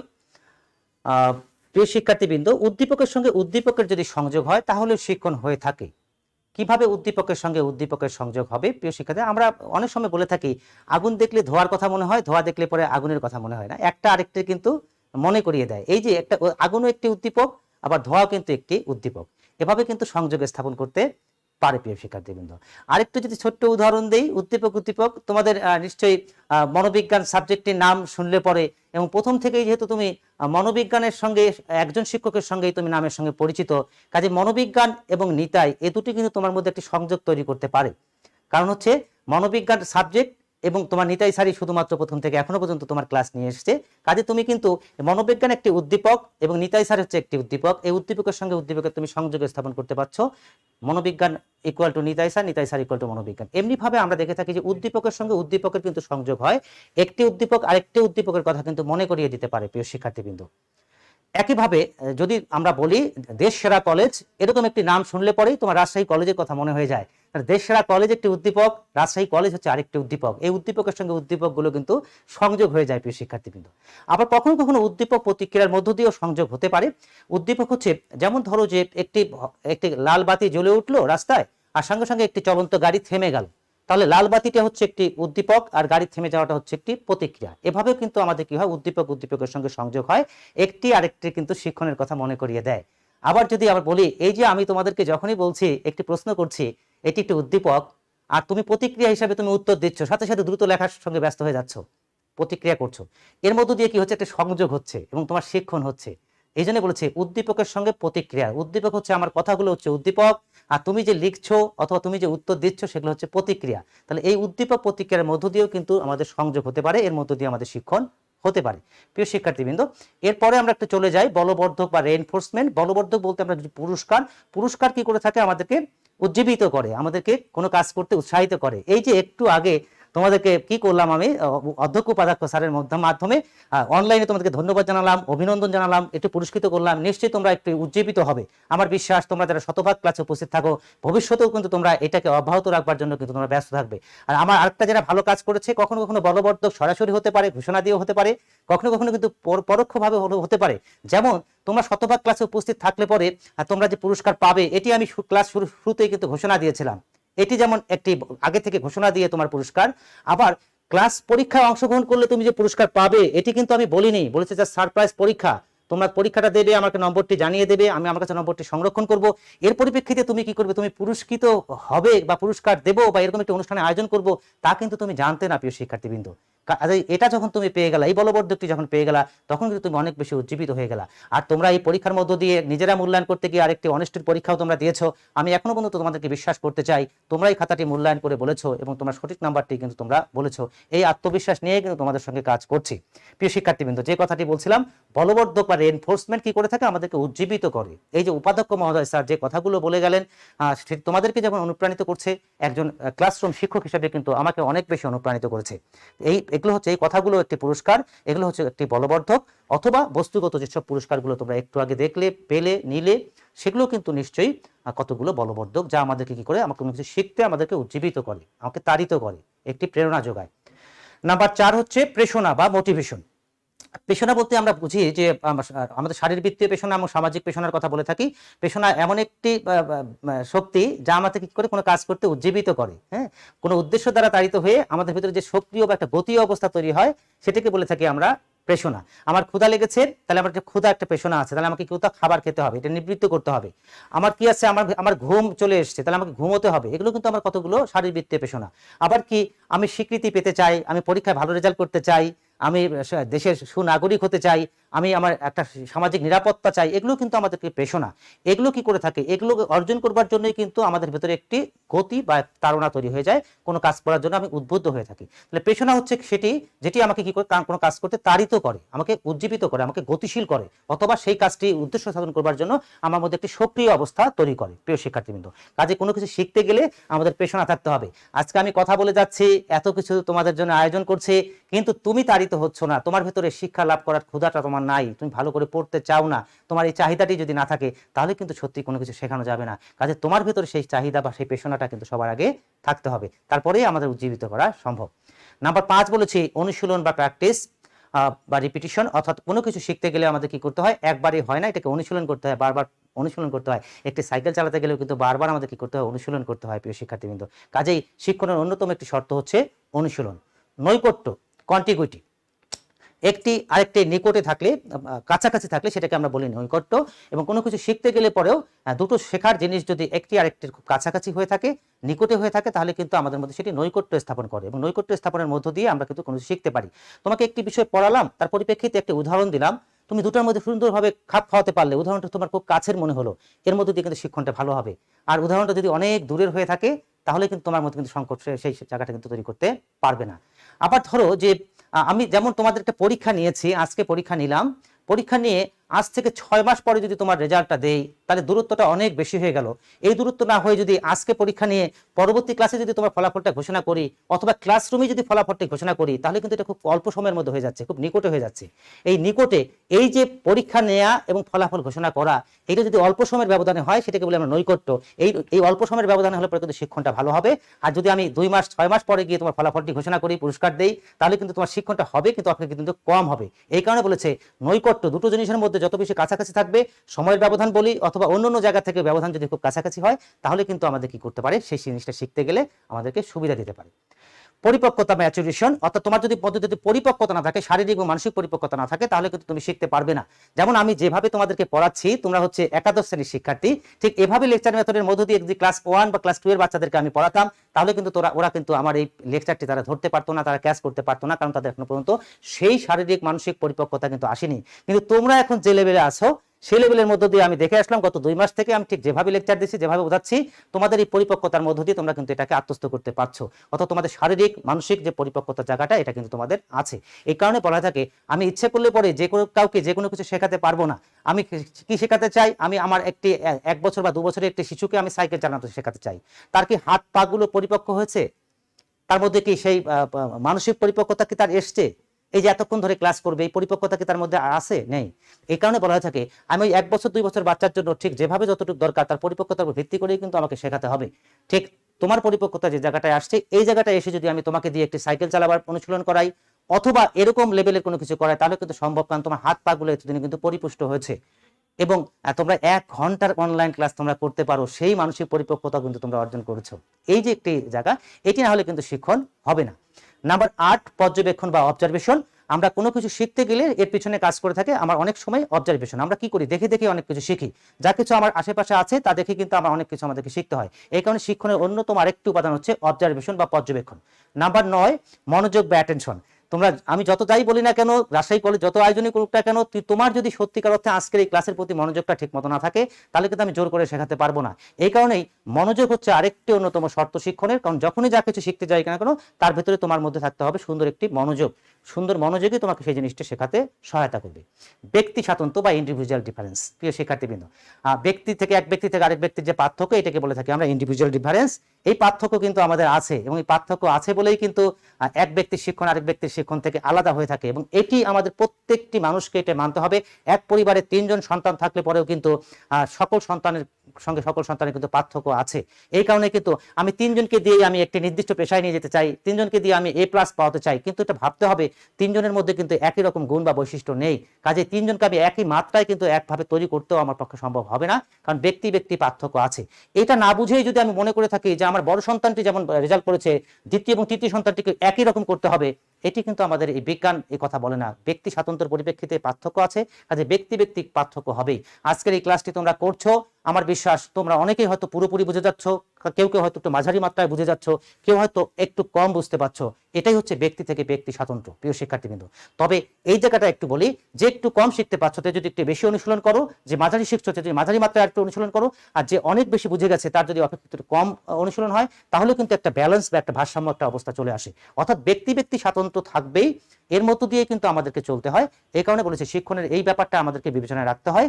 এক ব্যক্তি থেকে আরেক ব্যক্তির মধ্যে পার্থক্য আছে, সব দিক দিয়ে পার্থক্য, সব শারীরিক মানসিক বৈশিষ্ট্যের মধ্য দিয়ে এটি বিবেচনায় রেখে আমাদেরকে শিখতে হয়। প্রিয় শিক্ষার্থীবৃন্দ, সংক্ষেপে আমরা এই 10টি শিক্ষণের শর্তের মধ্য দিয়ে আলোচনা করলাম। তোমাদের বইয়ে হয়তো সবগুলো নেই, আমার এই বক্তব্যের মধ্য দিয়ে বাকি যে 2-3টি বেশি আছে সেগুলো নিশ্চয়ই তোমরা একটু আত্মস্থ করতে পারবে। আমরা চলে যাই আমাদের পরবর্তী যে শিক্ষণ ফলটি আছে, সেখান থেকে আছে শিক্ষণ প্রক্রিয়ার শ্রেণীবিভাগ বা শিক্ষণের প্রকারভেদ। শিক্ষণকে নানাভাবে ভাগ করা যায়, সেখান থেকে একটু যদি আমরা একটি ছবির দিকে তাকাই, খেয়াল করো যে এই যে বাম দিকের যে ছবিটি আছে, এই বাম দিকের ছবি পরিপ্রেক্ষিতে তোমাদের কি মনে হয়, মানুষটি যে মাথার মধ্যে যে তোমার সিলিন্ডারটি নিয়েছে এবং তার উপরে দেখো আরেকটি নিয়েছে, আরেকটি তরমুজ নিয়েছে, এটা কি একদিনই সম্ভব? এবং একটা পর্যায়ে সে হাত ছেড়ে দিয়েও সাইকেলটি চালাতে পারে। এটা কিন্তু দিনের পর দিন অনুশীলন দরকার হয়েছে। অর্থাৎ আমরা কোনো কিছু শিখতে গেলে কখনো কখনো আমাদের অনেক বেশি অনুশীলনের দরকার হয়। আর ডান দিকের যে ছবিটি আছে, অর্থাৎ এই যে আমার পাশে যে এই যে ছবিটি দেখতে পাচ্ছ, এই ছবিটি কিন্তু একটু ভিন্ন মাত্রায়, অর্থাৎ এখানে কিন্তু অনুশীলনের সুযোগটি নেই। এখানে হচ্ছে ঠিক পাহাড়ের এক প্রান্তে কয়েকজন মানুষ, ডান প্রান্তে আরেকটি পাহাড়, মাঝখানে একটা সমুদ্র, এক পার থেকে আরেক পারে আসতে গেলে লাফ দিয়ে আসা সম্ভব না, অনেকটা ব্যবধান। কিন্তু তারা কি করলো, বুদ্ধি খাটিয়ে একটা স্টিক নিয়ে 3 জন ব্যালেন্স করে ধরে এক এক করে কিন্তু পার হয়ে গেল। তো প্রিয় শিক্ষার্থীবৃন্দ, এভাবে কিন্তু এখানে কিন্তু মেধা, এখানে কিন্তু অনুশীলনের সুযোগটি ছিল না, লাভ দিয়ে একটু দেখি হয় কিনা, তার পরিপ্রেক্ষিতে কিন্তু তাদের হয়নি। এই কারণে বলেছি এখানে কিন্তু অনুশীলনের সুযোগটা নেই। এমনিভাবে এক একটা শিক্ষণ আমাদের এক এক ভাবে হয়, এর উপর ভিত্তি করে শিক্ষণের কতগুলো প্রক্রিয়ার কতগুলো ভাগ আছে বা শিক্ষণের কতগুলো ভাগ আছে আমরা একটু দেখে নেই। দেখো, যন্ত্রপাতি ব্যবহার এবং পরীক্ষণ পাত্র ব্যবহারের উপর ভিত্তি করে বিভিন্ন বিজ্ঞানীরা বিভিন্ন সময় গবেষণা করেছেন, বেশ কয়েকটি ভাগের কথা বলেছেন। আমরা একটু অ্যাট এ গ্লান্স দেখে নেই। চিরায়ত সাপেক্ষীকরণ বা সাপেক্ষ প্রতিপত্তি প্রক্রিয়া বা সবিশেষ সাপেক্ষীকরণ বা ক্লাসিক্যাল কন্ডিশনিং। আমরা একটু দেখে নেই করণ সাপেক্ষীকরণ বা করণ শিক্ষণ বা সহায়ক শিক্ষণ। প্রিয় শিক্ষার্থীবৃন্দ, ইনস্ট্রুমেন্টাল লার্নিং, প্রচেষ্টা ও ভুল সংশোধনের মাধ্যমে শিক্ষণ, ট্রায়াল অ্যান্ড এরর লার্নিং। প্রত্যক্ষমূলক শিক্ষণ বা জ্ঞানীয় শিক্ষণ, পারসেপচুয়াল লার্নিং বা কগনিটিভ লার্নিং, অন্তর্দৃষ্টিমূলক বা পরীক্ষণমূলক শিক্ষণ বা ইনসাইটফুল লার্নিং, পরিহারমূলক শিক্ষণ বা অ্যাভয়েডেন্স লার্নিং, সুপ্ত শিক্ষণ বা ল্যাটেন্ট লার্নিং। আবার দেখো, তোমাদের বইয়ের আলোকে আরেকটু বলি, বুদ্ধিভিত্তিক শিক্ষণের কয়েকটি প্রকারভেদ আছে, এগুলোই তোমাদের সিলেবাসে একটু বেশি যুক্ত আছে। 1 নাম্বার বলছি অন্তর্দৃষ্টিমূলক শিক্ষণ বা পরিজ্ঞানমূলক শিক্ষণ, ইনসাইটফুল লার্নিং। নাম্বার 2 বলেছি সুপ্ত শিক্ষণ বা ল্যাটেন্ট লার্নিং। নাম্বার 3 হচ্ছে প্রাসঙ্গিক শিক্ষণ বা ইনসিডেন্টাল লার্নিং।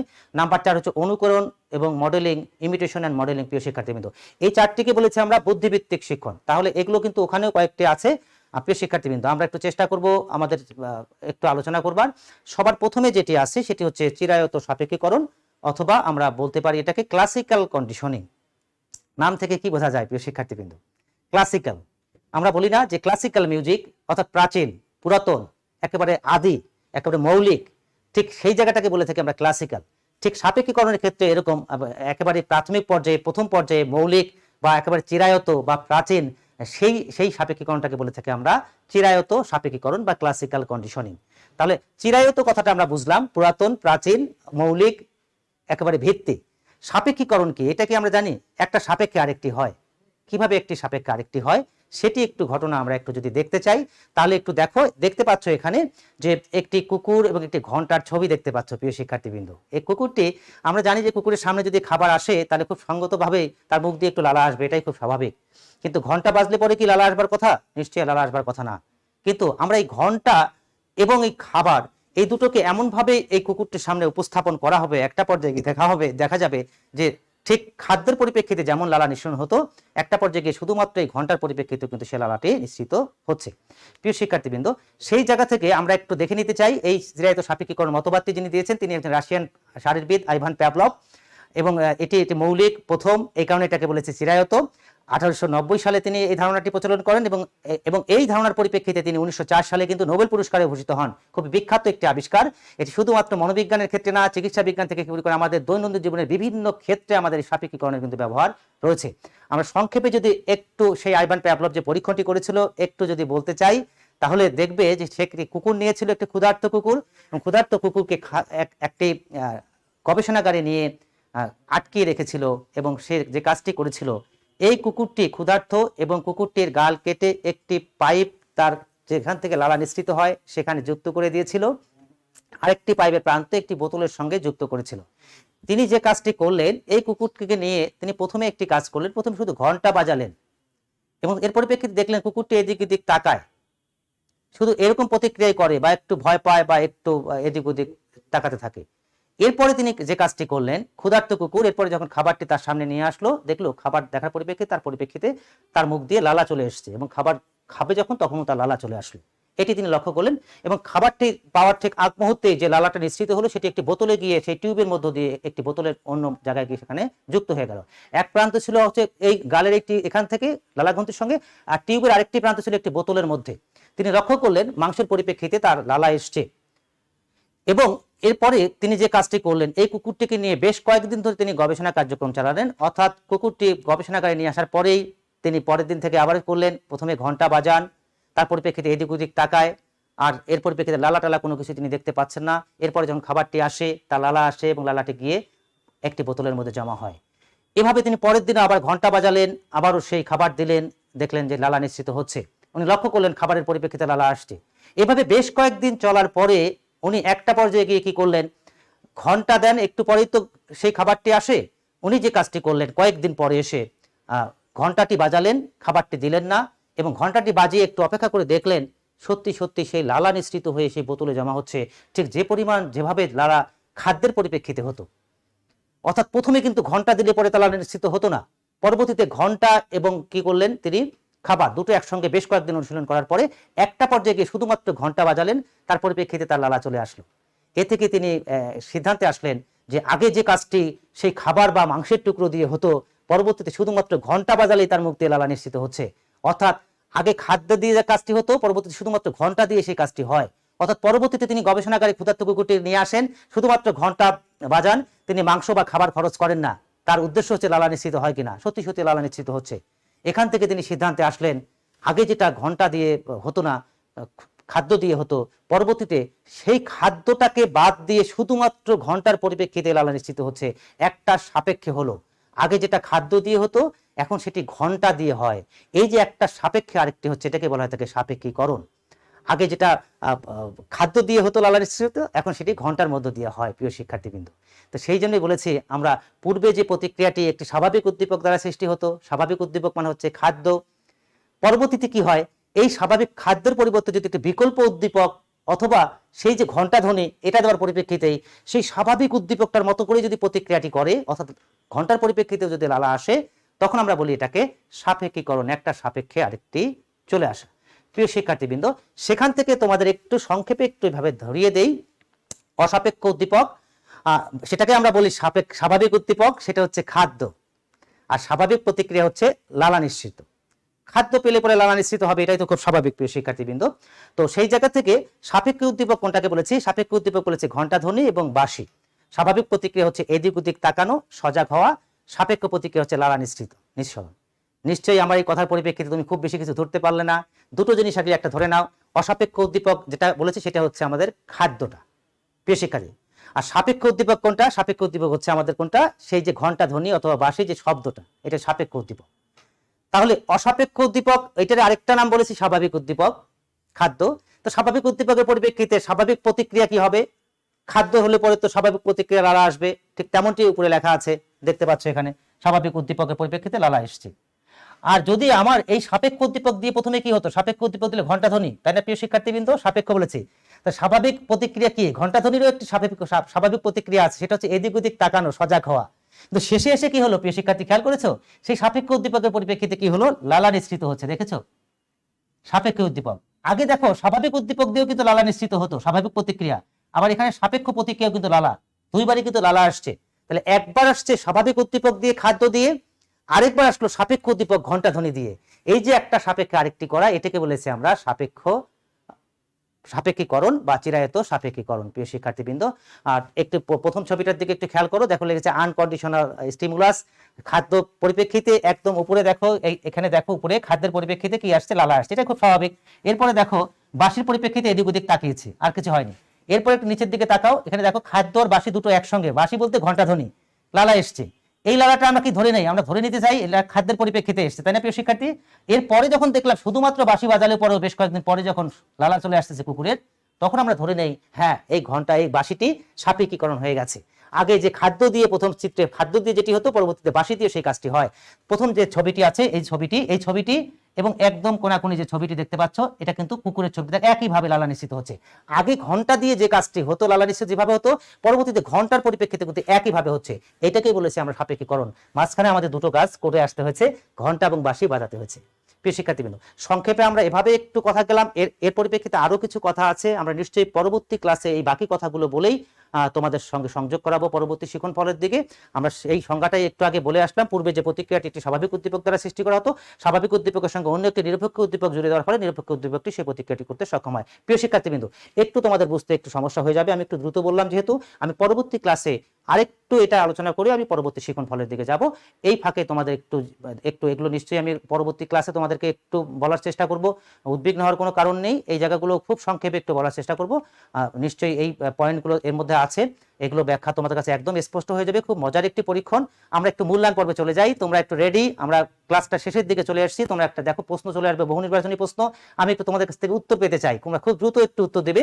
দুটি ঘটনার মধ্যে সম্পর্ক বা যোগাযোগ তৈরি হওয়াকে কি বলে? শিক্ষণ ক, খ হচ্ছে অনুষঙ্গ, গ হচ্ছে স্মৃতি, ঘ হচ্ছে প্রেষণা। এক লিখে তোমরা উত্তরটা লিখে ফেলো, খুব দ্রুত পাঠিয়ে দাও। তোমাদের যে বক্সে তোমরা লিখছিলে সেই বক্সে একটু কমেন্ট বক্সে একটু প্লিজ শিক্ষার্থী 1 নাম্বার দিয়ে ক অথবা খ অথবা গ অথবা ঘ লিখলে পরে হবে। আমি চলে যাব আমাদের একটু প্রশ্ন উত্তর, যদি কোনো শিক্ষার্থী লিখে থাকে আমি একটু দেখে নিতে চাই।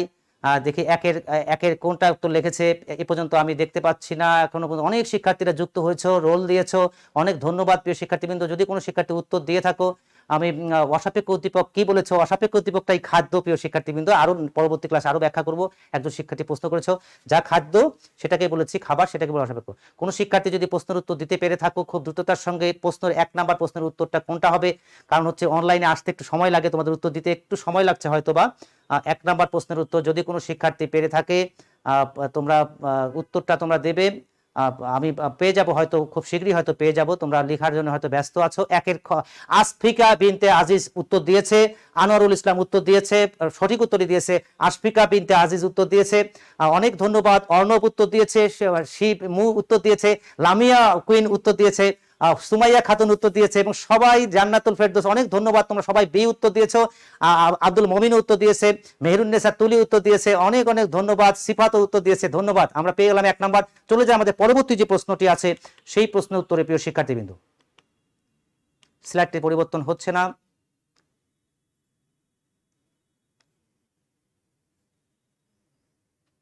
একটু প্রিয় শিক্ষার্থীবৃন্দ 2 নাম্বার প্রশ্নের জন্য একটু প্রস্তুত হয়ে যাও তোমরা। হ্যাঁ, এই যে দেখতে পাচ্ছ 2 নাম্বার যে প্রশ্ন উত্তরটি, দেখো মতিন তার কাজের জন্য সবার খুব প্রশংসা পেল, এতে তার ভালো কাজ করার উদ্দীপনা বেড়ে গেল। তার এই উদ্দীপনার পেছনে কোন উদ্দীপক কাজ করেছে? আমরা কিন্তু আজকের ক্লাসে কিন্তু নানা রকম প্রশংসা করেছে তোমরা অনলাইন ক্লাসের সঙ্গে আছো। এখানে মতিন নামটি ব্যবহার করা হচ্ছে। এই উদ্দীপনার পেছনে, মতিনের এই উদ্দীপনার পেছনে কোন উদ্দীপকটি কাজ করেছে? ক হচ্ছে প্রচেষ্টা, খ হচ্ছে মনোযোগ, গ হচ্ছে পরিপক্কতা, ঘ হচ্ছে বলবৃদ্ধি। প্রিয় শিক্ষার্থীবৃন্দ, দুইয়ের কোনটি উত্তর সঠিক হবে? মতিন তার কাজের জন্য খুব প্রশংসা পেল। এই উদ্দীপনার পেছনে কে কাজ করেছে? দুইয়ের কে উত্তর দিতে পারে আমি দেখি। দুইয়ের অলরেডি তাসফিয়া তাবাসসুমের উত্তর চলে এসছে, আমি দেখতে পাচ্ছি। ধন্যবাদ। মমিন, আব্দুল মমিনও উত্তর দিয়েছে। আর দুজন শিক্ষার্থী ইতিমধ্যে উত্তর দিয়েছে। লামিয়া আরবি কুইন উত্তর দিয়েছে। প্রিয় শিক্ষার্থীবৃন্দ, সঠিক উত্তরই দিয়েছে লামিয়া আরবিন কুইন। জান্নাতুল ফেরদৌস দেখতে পাচ্ছি। আনারুল ইসলাম, দুইয়ের ঘ। আশফিকা বিনতে আজিজ উত্তর দিয়েছে। প্রিয় শিক্ষার্থী লামিয়া আরবি দিয়েছে। সুমাইয়া খাতুন উত্তর দিয়েছে। অনেক অনেক ধন্যবাদ। এবং আমি দেখতে পাচ্ছি দুইয়ের ঘ উত্তর দিয়েছে, সঠিক হয়েছে। উম্মের রুকাইয়া, আনিসা তাসনিম, অর্ণব প্রামাণিক, উম্মের আরবি কুইন। প্রিয় শিক্ষার্থীবৃন্দ, অনেক ধন্যবাদ তোমাদেরকে। এবং তুলু সর্বশেষ উত্তর দিয়েছে। নাম্বার 3 প্রশ্ন উত্তরে চলে যাই আমরা। তোমরা দেখতে পাচ্ছ যে আমাদের আইভান প্যাভলভ কোন দেশের নাগরিক? রাশিয়া, জার্মানি, যুক্তরাজ্য এবং ক বলেছি যুক্তরাষ্ট্র। ক, খ, গ, ঘ। ক হচ্ছে যুক্তরাষ্ট্র, খ রাশিয়া, গ জার্মানি, ঘ হচ্ছে যুক্তরাজ্য। আইভান প্যাভলভ কোন দেশের নাগরিক? আমি দেখি যে কোন শিক্ষার্থী সঠিক উত্তর দিয়েছ। নাম্বার 3 দিয়ে দেখি আমি একটু। 3 নাম্বার এখনো পর্যন্ত উত্তর আসেনি, নিশ্চয়ই একটু লিখতে সময় লাগে এবং আমার জিনিসটা দেখানোর পরে। হ্যাঁ, আনিসা তাবাসসুম ইতিমধ্যে উত্তর দিয়েছে। অনেক ধন্যবাদ এবং অভিনন্দন। আমি দেখতে পাচ্ছি আরো অন্য শিক্ষার্থীরাও লেখার জন্য প্রস্তুত। আমাদের ক্লাস সময় প্রায় শেষ। আমরা দেখে নেই। গোলাম আনোয়ারুল ইসলাম প্রামাণিক, গোলাম রব্বানি যুক্ত হয়েছে। আব্দুল মমিন উত্তর দিয়েছে। জান্নাতুল ফেরদৌস উত্তর দিয়েছে। তিনের খ নাম্বারটি উত্তর দিয়েছে তোমরা, লামিয়া আরবি। অনেক অনেক ধন্যবাদ প্রিয় শিক্ষার্থীবৃন্দ। আমরা চলে যাই আমাদের অর্ণব প্রামাণিক উত্তর দিয়েছ। সর্বশেষ যে আমাদের প্রশ্নটি আছে সেই প্রশ্নে আমরা চলে যাই। একটু আমাদের 4 নাম্বার, শিক্ষণের শর্ত কোনটি? স্মৃতি, ক স্মৃতি, খ বিস্মৃতি, গ আবেগ, ঘ হচ্ছে প্রেষণা। প্রিয় শিক্ষার্থীবৃন্দ, তো আমরা একটু সঠিক উত্তরটা একটু জেনে নিতে চাই। শিক্ষণের শর্ত কোনটি? তোমরা যারা উত্তর দিয়েছো 4 নাম্বার দিয়ে, সর্বশেষ প্রশ্ন এটি আমাদের। 4-এর কোনটি সঠিক উত্তর? তোমরা যদি একটু খুব দ্রুত লিখতে, আসলে তোমাদেরকে একটু সময় দেওয়া দরকার, তোমাদের একটু কষ্ট দিচ্ছি আমি। রাফাত আহমেদ উত্তর দিয়েছে ইতিমধ্যে, ধন্যবাদ রাফাতকে। 4-এর উত্তর সে দিয়েছে। আর কোনো শিক্ষার্থীর উত্তর নিশ্চয়ই চলে আসবে, আসলে একটু সময় তোমাদেরকে দেওয়া দরকার, এটা আমি বুঝতে পারি। 4 নাম্বারের প্রশ্ন উত্তর সর্বশেষ। আরো যদি 2-1 উত্তর দেয়, হ্যাঁ সবাই পারবে আমার বিশ্বাস, তোমরা ক্লাসটা ফলো করেছো। হ্যাঁ, অনেক শিক্ষার্থীরা উত্তর, জান্নাতুল ফেরদৌস উত্তর দিয়েছো, আমি দেখতে পাচ্ছি আব্দুল মমিন উত্তর দিয়েছো, লামিয়া আরবি উত্তর দিয়েছো, অনেক শিক্ষার্থীরা উত্তর দিয়েছো। অনেক অনেক ধন্যবাদ প্রিয় শিক্ষার্থীবৃন্দ। তাবাসসুম উত্তর দিয়েছো।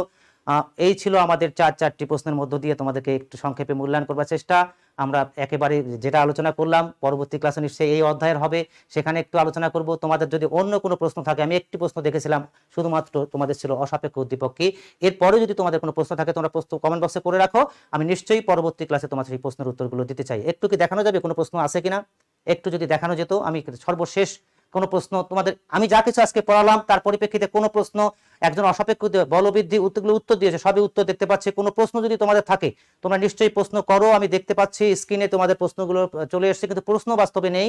তো নানা রকম প্রশ্ন উত্তরগুলো দিয়েছো এতক্ষণ এবং নানা রকম কমেন্ট করেছো, অনেক ধন্যবাদ প্রিয় শিক্ষার্থীবৃন্দ। আমরা মনীষা পূজাকেও দেখতে পাচ্ছি ক্লাসরুমে, অনেক ধন্যবাদ। তোমাদের কোনো প্রশ্ন নেই, আমরা একেবারে শেষ প্রান্তে ক্লাসে আমরা চলে যাই আমাদের স্লাইডে। নিশ্চয়ই পরবর্তী ক্লাসে প্রশ্ন থাকলে আমি উত্তর দেবো। একটু স্লাইডে যদি আমি যেতে পারি। আমাদের সময় যেহেতু শেষ, প্রিয় শিক্ষার্থীরা ঠিক সময় মতোই ক্লাসে উপস্থিত থাকে। আমাদের এই টেকনিক্যাল সমস্যার কারণে অনেক সময় একটু দেরি হয়ে যায়। বাড়ির কাজ তোমাদের একটু যেটা থাকবে, দৈনন্দিন জীবনে তোমার সাপেক্ষীকরণের 2টি উদাহরণ খাতায় লেখো। আমি একটা উদাহরণ বলে দেই প্রিয় শিক্ষার্থীবৃন্দ। যেমন দেখো, তোমার যখন রাস্তাঘাটে চলতে থাকো তখন তোমার মোবাইল ফোনটি হঠাৎ বেজে ওঠে, তোমার রিংটি বেজে ওঠে। আসলে তোমার মোবাইলটি বেজে ওঠেনি, কিন্তু রিংটি বেজে উঠেছে। তুমি কি হয়েছে, তুমি অ্যালার্ট হয়ে তুমি পকেটে হাত দিচ্ছ, মনে হচ্ছে তোমার রিংটি মনে বেজে উঠলো। তাহলে ওই যে শব্দটি যেটার সঙ্গে তুমি পরিচিত, তুমি সাপেক্ষীকরণ হয়ে গেছে তোমার, তার পরিপ্রেক্ষিতে তুমি করলে কি, তোমার রিংটোন মনে করে তুমি তোমার মোবাইলে কিন্তু হাত দিলে। অর্থাৎ এমনি ভাবে একটার সঙ্গে আরেকটির সাপেক্ষীকরণ, কারণ ওই যে মিউজিক, ওই যে যেটা রিংটোন, সেটার সাথে তোমার এমনভাবে সাপেক্ষীকরণ হয়েছে, ওটা শুনলে পরে মনে হয় তোমার মোবাইলটাই মনে বেজে উঠলো। প্রিয় শিক্ষার্থীবৃন্দ, এমনিভাবে কিন্তু প্রতিনিয়ত আমাদের দৈনন্দিন জীবনে কিন্তু সাপেক্ষ। তোমরা যদি এটা উত্তর তোমরা নাও পারো, আমি আরো একটু উদাহরণ দিয়ে বললে তোমাদের একটু বুঝতে সুবিধা হতো। প্রিয় শিক্ষার্থী, কষ্ট করার দরকার নাই, না পারলে তোমরা লিখবে না, আমি পরবর্তী ক্লাসে আরো 2-1টি উদাহরণ দিয়ে তোমাদের এই বাড়ির কাজটি দরকার পড়লে আবারও নেবার চেষ্টা করব। একটু শুধুমাত্র বইয়ের সঙ্গে একটু সংযোগ থেকো। আমরা পরবর্তী ক্লাসে এই জায়গাগুলো আলোচনায় যাব এবং গত ক্লাস অর্থাৎ আজকের ক্লাসটার কিছু অংশ সামান্য একটু পরিষ্কার করার চেষ্টা করব। প্রিয় শিক্ষার্থীবৃন্দ, আর কথা না বাড়িয়ে সবাইকে অনেক অনেক ধন্যবাদ জানিয়ে আজকের ক্লাস এখানে শেষ করছি। শুভকামনা প্রিয় শিক্ষার্থীবৃন্দ।